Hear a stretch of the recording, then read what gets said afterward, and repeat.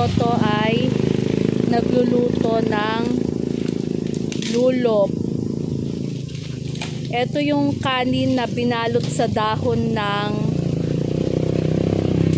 basta pinabalot siya sa dahon. Hindi dahon ng saging eh. Dahon ng halaman. Tapos niluluto sa kawayan. Tapos si Manong Eddie nakaupo dahil nagluluto ng lauya or ang ibig sabihin ng lauya is yung parang nilagang baboy. Yan, nilagang baboy. Yan ang kakainin naming kanin mamaya. Grabe no, kakain lang tayo ng kanin, ganyan pa kahirap niluto. Ay, na-slide. Sayang, hindi na na-slide pa si Brother Toto.